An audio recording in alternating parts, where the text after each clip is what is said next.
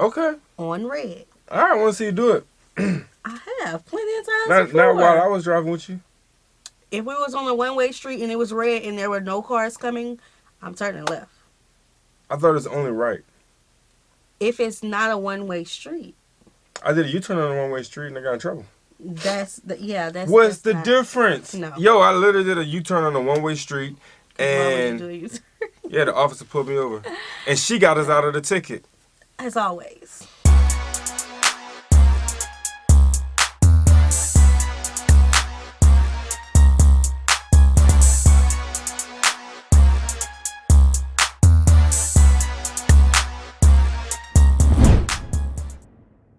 What's good, y'all? It's the Demouchet REACT, and we're back with another video. Who we got today, C? Today we're back with another American reaction. Yes, Super yes. excited about this video, guys. If you're new to us and And we're new to you, make sure you scroll down, hit that subscribe button, and turn on the post notification bell Because we're on the road to 100K. And we cannot get there without you guys, all right? Join the family. Without further ado, let's get into the video.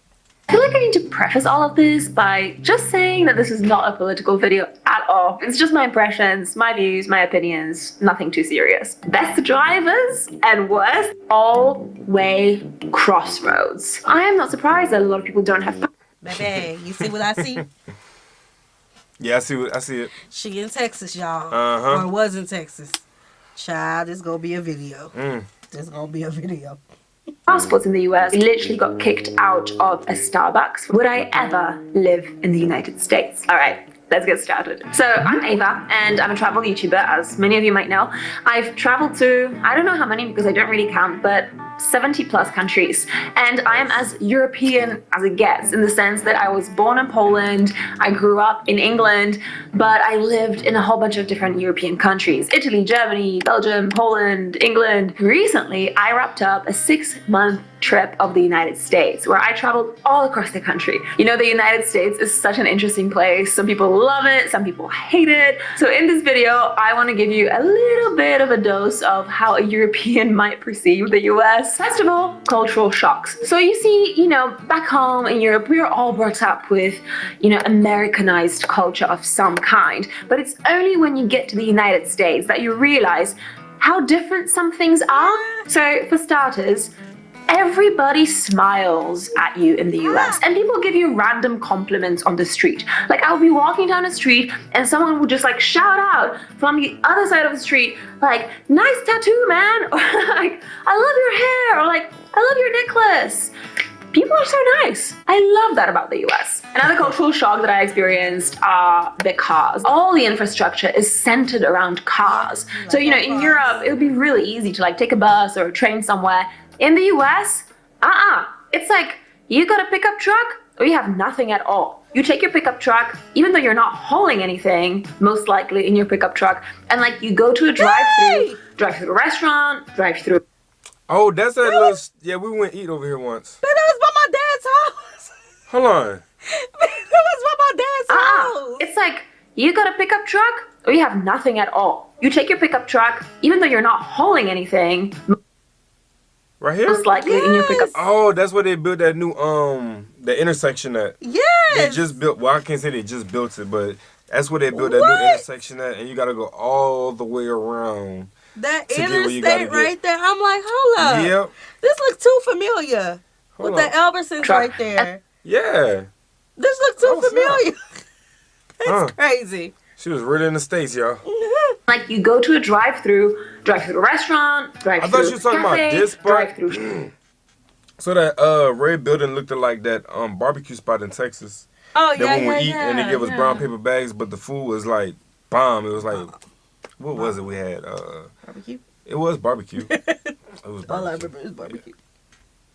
Shop, drive-through, ATM. Everything. I swear there's probably not a single drive-through ATM in all of Europe. The point is, it is a very car-centric culture. So without a car, it's kind of hard to get around, which is a major inconvenience if you don't drive. Also, I feel like in some of the places that I've been to in the United States, the concept of a pedestrian doesn't really exist because there's like no sidewalks, pavements. I don't know what you call them in the States. Pavements or sidewalks, I'm not sure what they are. Anyway, It's like they are the least important thing on the road, which is kind of sad because, you know, I like walking. Another cultural shock that I encountered was whenever I went to restaurants, what is up with the waiter just literally taking your card and then taking it somewhere? I don't know where they took it. Are they like taking it to steal my data? Are they like, where did they take my card? You know, in basically Europe. She's saying like we have it to where you can swipe at the desk. I mean, at the table you're eating at. But if they don't have that, they would take your card and they would bring it all the way to the back and come back with your bill, and it would just, you know, do it at the register as if you was walking in to do your thing. But yeah, that makes me think we're too trusting. We are kind of. I mean, we just hand our card over sometime, or you can pay cash. Yeah. And leave the tip on the table. Yeah. Maybe because we don't go to, like us, we don't go to restaurants that do that. Like the restaurants we go to, you pay at the table. Yeah. Every single time the waiter would come over with the little card reader machine and you would like put in your PIN, you know, right there at your table. In the United States, they take your card away from you. And then there's the tipping culture. In the United States, you know, you go to get a coffee, it costs like $4, $5, whatever. And then you're taking it away, but you're still expected to give a tip. And it's not just any tip, it's like 20%, 25%. I blame y'all. And watching all these videos, I don't tip like I used to anymore. That's sad. Remember, I used to always tip. And like a couple of days ago, we went to have fun with our children. And what do you call her? She wasn't a server. She was a waiter. You can say she was a waiter, yeah. Yeah, she came and she took my order. And then she expected a tip. She did. You're not making my food. You're not bringing my food. You're literally taking my order. Nah, and I had one order where I ordered some pizza when a gentleman came to the spot. He gave me the receipt. He's like, "Do you need a pen?" I was like, "For what?" He said, "Oh, so you can just fill out the bottom, and my manager needs you to fill out the tip part too as well." I said, "All right, bet, gotcha." Yeah, we filled it out alright. I need the service. Okay, service is doing your job. I need the service. It's a difference. It's a difference. Now, if you have a good personality, customer service is superior, you're getting a good tip. Okay, the Demouchet's tip. But we ain't tipping for the bare minimum no more. Nope. Like little options that they give you on the little iPad, you know, and if you tap like 10% or 15%, it's coming off your card. That means you're cheap. And that just makes you feel really terrible, like an awful human being. So you end up tipping 25%. We don't have that in Europe. In some countries in Europe, you don't even tip because I guess waiters are paid an appropriate living wage, so they don't actually need to rely on tips, unlike in the US. In some countries in Europe, you do tip a little bit, like 10% maybe, if the service is really excellent, but in a lot of places, you just wouldn't. So that was a really interesting difference. Not only are the prices in the United States generally higher, but you also have to add that extra for tipping. Also, sales tax. Yeah, like, again, you go to a supermarket, it says one price, but you end up paying something completely different. What's up with that? And then there's like a couple of really small things that at first you don't even notice until you get it really wrong, and then you learn very quickly. So date formats. In the States, they put the month ahead of the day. How does that make any sense? Surely you should go from like smallest to biggest, right? Day, month, year. In the US, it's month, day, year. I'm sorry. It's just simply wrong. And Fahrenheit. Don't even get me started. I don't know, it's got me thinking though. Yeah, she does, but then I think about like how they'll say the 23rd day of the month of May. We don't say that. We'll say May 23rd. So that's why I don't see a problem with it. Me either. The month, the year, the date. Hold up, wait a minute. Look, so it's the month, the day, then the year. Is the month, and then the day in the month, and then the year, which is in the month and the day that's in the year. Yeah. I like it our way. Now that's one thing I'm keeping. I don't know. Yeah, I think it's fine. Either way works, but I like our way too. Like, I'm such an organized person. Month, day, year. Why would it be the day, the month, year? Today is the 2nd of November 2028. The 5th of September 2010. I don't know. Just See, when we start teaching our children, the calendar, we teach them the months of the year, how many days are in each month, the year they're currently in. What do y'all teach? yeah. I don't think it's crazy though. I mean, I don't think there's a right or Simple. wrong way to do it. It's just simple. Yeah. Fahrenheit, on pounds, on feet, and inches. Okay, I grew up in the UK, so I am familiar with some of those units, but Fahrenheit, just so confusing. Really? So, like, 0 is the point just before freezing. So anything below 0 that is freezing should just be minus, right? But in Fahrenheit, somehow it's like, Oh, 20 yeah. Fahrenheit is freezing? I don't even know. Spent 6 months there. Did not learn a thing. All right, let's move on to some of the differences between the United States and Europe. So I drove all across the United States, right? Like kind of twice, like all the way from Texas to Alaska and then all the way from Alaska to Southern California. And one thing that really struck me is the driving. So first of all, in the US, it's pretty common not to know how to drive, stick shift, like manual. In Europe, that's basically how you learn. Everybody drives manual, and people do have automatic transmission cars, but like you can drive both, right? Whereas in the States, it's mostly automatic transmission, which is kind of funny to me. So I felt like people gave me extra props for like being able to drive manual, whereas I'm just like, well, something special. Everybody does it back home, Then there's the road rules, things that I just didn't know before coming to the United States. For example, in the US, even when the traffic lights are red, you can still make a right turn, right? In Europe, that is not the case at all. If the light is red, it is red for a reason. You can make a left turn on red on a one-way street. A lot of people don't realize that. So a lot of things you don't know is when it comes to traffic, we have big conversations, right? No, you can't. If the light is red and it is a one-way street, you can make a left turn Okay. on red. All right, I want to see you do it. I have plenty of times Not before. while I was driving with you. If we was on a one-way street and it was red and there were no cars coming, I'm turning left. I thought it was only right. If it's not a one-way street. I did a U-turn on a one-way street and I got in trouble. That's What's the difference? No. Yo, I literally did a U-turn on a one-way street Why would you and do a U-turn? yeah, the officer pulled me over and she got us out of the ticket. As always. I really do. You have to stay there. Stop. Unless there's a little like green arrow like pointing to the right. Yeah, if it's an Otherwise, arrow, then you're can make standing the there turn. and waiting until it turns green. I can't tell If you. you have a red arrow that's turning left, you could do the left turn on it. But if it's just a red light, you can't U-turn on it. Baby, if it's a one-way street and they're all going in one direction, you can make that left at a red light.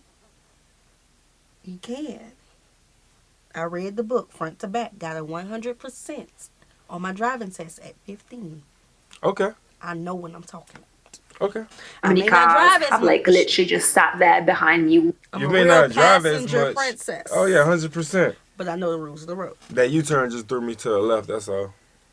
Waiting for me to make a right turn before I realized that I was actually allowed to do it. But they would just, sit there and Oh, like just like get honked honk on. at me, and I'll be Yeah. like, "What's your problem? It's red." And then my favorite thing about driving in the United States, all-way crossroads. You know the crossroads with like the like red stop sign and then that says like 4-way or all-way? I still don't know what the difference is, but what it is, and this is mind-blowing, you drive up to this crossroad and then the first person that got to the crossroad has priority. And then So there's 4 directions, right? And then there's 4 people competing for priority. So you gotta sit there in your car while driving and like calculate, okay, that guy was Yeah, you first, got to. that woman was second, then that guy, and then I'm fourth. And then there's more cars coming. So it's super confusing. Like it's like a big mental workout. I am not kidding you. I used to find this so confusing. And like I just didn't even know that was the rule. So it took me a little while to kind of figure that out with the help of a friend. I would just like literally stand there and like wait for people to go because I had no idea what the hell was going on there. That's funny. In Europe, the person that's on the right always has priority.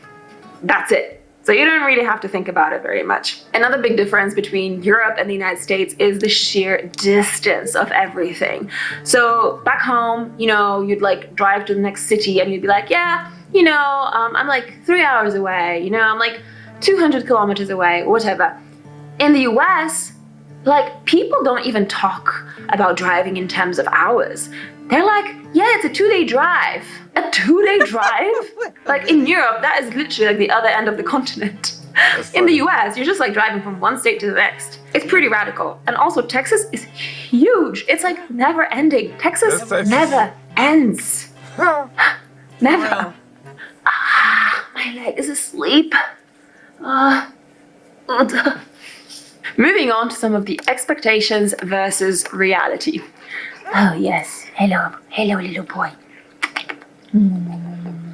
So naturally, before coming to the US, before doing this massive road trips, I had some expectations built up about the United States. Now, mind you, this wasn't my first time in the US. I had already been to like San Francisco, LA, New York City, Miami, you know, but this is the first time that I actually drove across the country rather than just staying in cities. So yeah, I definitely came with some expectations.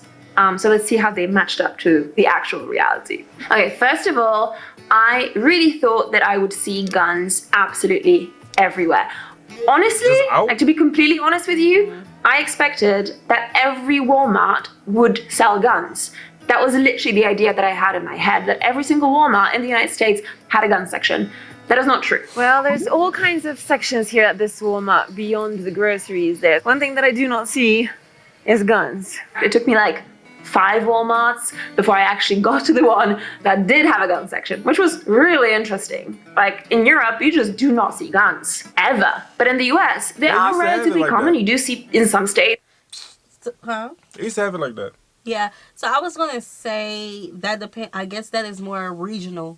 You know, like where we live, hunting, people hunt. Yeah, you see hunting guns. So they'll have that. Yeah. I remember when you were in New Mexico and you showed me all those pictures, and I'm like, "Where are you going?" Yeah, they had all working guns. Fun. Mm-hmm. For real. It's obviously like states that are like open carry states. You see people with actual guns, like right, you know, like right here, which is interesting because that was an experience I never had before. But I definitely expected to see more guns than I did in reality. Now, this is not a video about gun problems and gun laws and things like that. I'm sure we all have our opinions. The fact is that I just expected to see many more gun shops everywhere that I went, and I did. One thing that I was kind of worried about, I expected everybody to always talk politics. Oh, no. Because again, you know, politics is such a big, contentious, polarizing subject, not just in the US right now, but all around the world. So I was really worried that I would come to the US and I would have to have political conversations with people. And that fortunately didn't happen. I mean, the funny thing is that if you're from the States, the way that you have a conversation is telling of your political stance. The way that you joke about gun laws, or even just like looking at fences, you know, with like Trump. I've been randomly approached by a guy who was in one of those push carts in Walmart while I was grabbing some meat and sausages and stuff like that, and he just pulled up on me and said, "Who'd you vote for?" I said, "What?" Because you're in Texas. And that was it right in Texas? Yeah. Yeah, okay. That was right after the elections, and he was like, I know it was rigged. Right, but he told me who I should have voted for and all this stuff in Washington. I'm like, bruh. Go ahead. Please. 2024. Then he caught me checking out. Who would you vote for against her? I was like, no. You ain't about to follow me to my car. Nah. And something. There is so much politics all around the US, and like I think in the like psyche as well, in the American psyche. But luckily, I think as a foreigner, you get the privilege of not having to talk about politics. And I feel like people do see you as a bit of an alien in some way. Really? That they just kind of spare you the political discourse, which is great. I'm honestly not there. I'm not there to talk about politics. People don't be worried about it. People don't be looking to talk about that. I don't have no conversations about no politics with nobody outside of my family and friends. And even then, nope. Go do your research on your laws and your bills and vote and mind your business. I don't do all that. I always get stuck in a conversation like that sometimes. And I don't even know how I get in it. It's like just one word slip or something that had to do with politics and the storm of words just come out. I be like, yo, we wasn't just talking about that. We have different experiences, different values, different morals, different things you want to see happen in the community. Yeah. You don't want to go there with me. Oh, Lord. You don't. Oh, my gosh. I also expected all the food in the States to be absolute and utter trash, garbage. There's so many of these words that now just trip me up. Garbage is American, trash is British. Oh, yeah. Is it? Yes, I think it is. Okay, so I expected all food in the States to be trash. It wasn't. It wasn't all bad. Maybe that's because I have been following mostly a vegan diet, so I have been avoiding a lot of the super processed stuff. But the fact of the matter is that trash food is very, very, very cheap and very widely spread. But in the US, you can also get some of the best food in the world. It's just that it costs a little bit extra. Whole Foods. I love Whole Foods. Love you. I love you. The reality is, what's up? Uh-oh. Intruders? The reality is that the US has the best and the worst food in the world. It's just that the best food comes at a very high price point. I feel like back home, more people have more access to better quality food for much lower prices. All right, let's move on to some of my favorites, some of my least favorites, some of my frustrations, some of my struggles. Best drivers and worst drivers in the United States. My favorite places in the US, Montana, Wyoming, and then Central Nevada. Not Las Vegas. Never been there. The deserts of Nevada. There's so much nature, so much space, so much beauty. Least favorite place in the United States, Yellowstone National Park. Granted, I went there at the height of the tourist season, but man, that place is basically just a massive glorified parking lot. Really? It is nature completely Disneyfied. And okay, it's great. It's probably more widely accessible to a lot more people, but I just feel like it just lost its charm. So I might give it another shot in the future, but I wasn't wowed. Best drivers in the United States, Washington and Oregon. By and large, very polite. Worst drivers, Nevada and Montana. Oh my God. Yeah, and I'm sorry to say, but if you own a Ram pickup truck, you are very much in that category.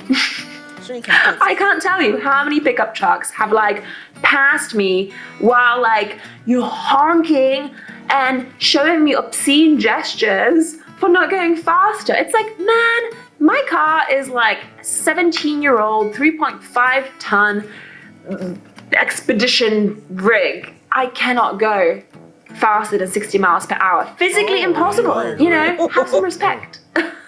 You can at least go 70. Ram pickup drivers. 75. Not my favorite type. Here's a few things that I found frustrating and nice surprises in the US. So, I walk barefoot a lot of the time, and I literally got kicked out of a Starbucks for being barefoot. And there's plenty of restaurants and cafes and shops that have that really obnoxious no shirt, no shoes, no service. Yeah, that's obnoxious. That's no service. No pants, no shoes, no shirt. That's obnoxious? Can't go in there like that. That's at Texas Plains Trail. Okay. So y'all be walking around Europe in the store with no shoes on? In the Starbucks. Sipping the coffee. Oh, yeah. Not in definitely not in Starbucks. Hey. No. Yeah, that's interesting.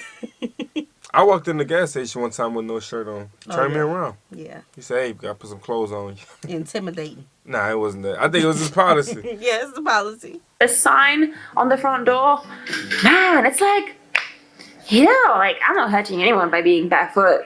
So that was a bit annoying. And then a lot of places don't allow dogs, which is also a little bit sad because this little munchkin over here. Come here.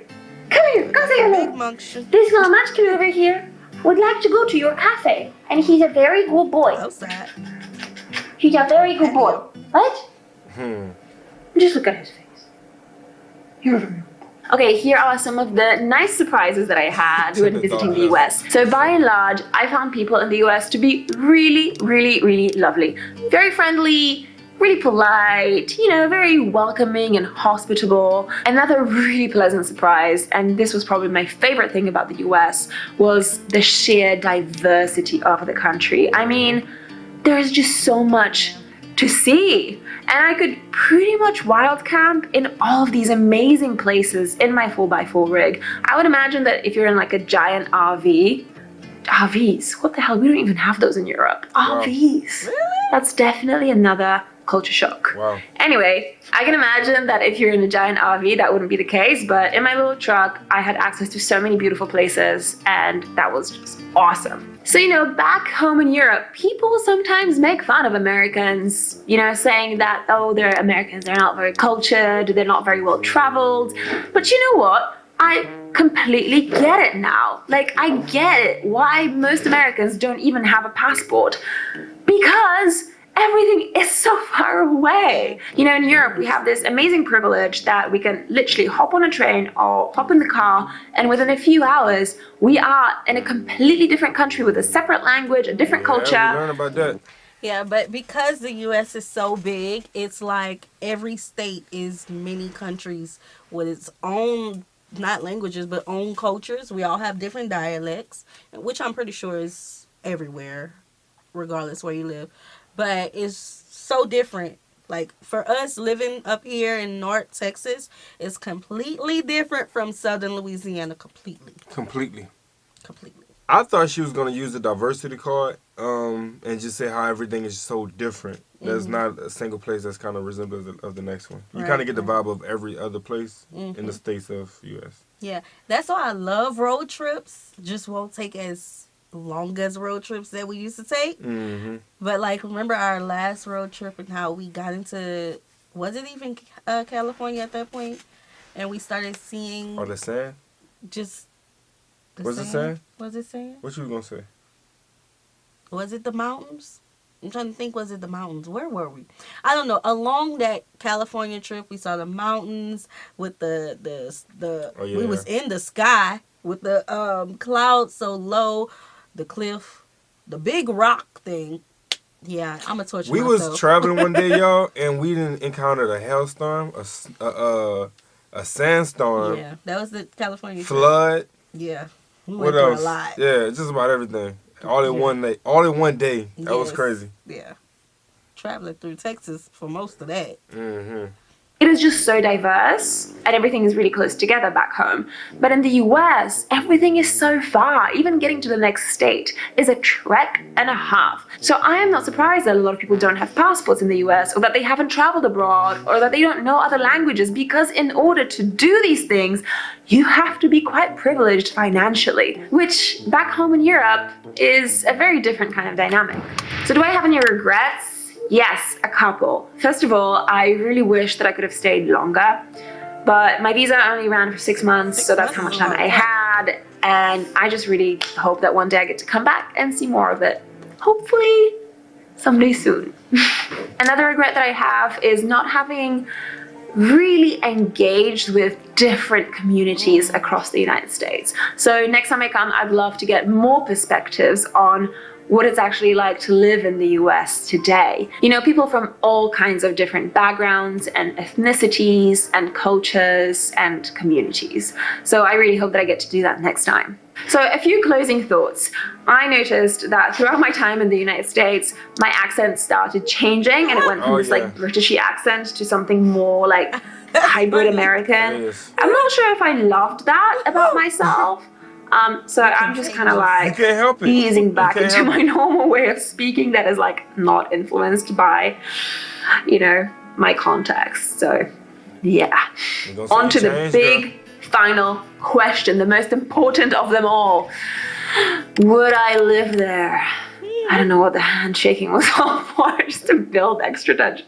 Anyway, would I live in the United States, given everything I have come to learn about this country, given all the places that I've seen? And the answer is very simple. Yes. Really? 1000% I would live in the United States. To me, the United States is the most beautiful country in the world. It really is. I just love it so much. I completely fell in love. So if you're American and you're single, email marriage@avazabeg.com to send me offers of marriage so that I can move there permanently and build a house in Montana or Wyoming or Nevada. Okay. Just kidding. That email address does not exist. So those are some of my impressions of the United States. It is really hard to condense 6 months of life experience into this short video, but if you found any of this surprising or funny, I'd love to hear from you. And if you feel like I should give the United States another chance sooner rather than later, make sure you leave a comment below. All right, you guys. So that was good. And she made some great points. I liked it. She did. It was nice to hear a European come here, experience it. It seems like she only went to countryside, desert places, but she still had a good experience. I like that. Before she, made her dumb Americans too political, all these things, and she enjoyed the food. Not to cut you off. She enjoyed the food. So I feel like a lot of times when we react to content about people sharing their experience about Europe versus America, all that stuff, people think that we are debating, and we're not. We're just sharing our experiences versus their experiences. We're giving a reaction. Facts. She's a very open-minded person, and I appreciate that. 100%. The United States is, she says, the best country in the world to her. She a lot of views. We only know the United States, but we do know that we have a lot to work on in this country, but our country, She been around, and she really appreciate the views. You know what I'm saying? And I think that's important that she do come back and interact with the people. She will really enjoy herself. Right, definitely. Yeah, so we hope you guys enjoyed this video with us. Like this video, subscribe, turn on the post notification bell. We have enabled our super thanks if you like support the channel that way, as well as our reaction request form is in our description box below. We'll see you soon. Peace.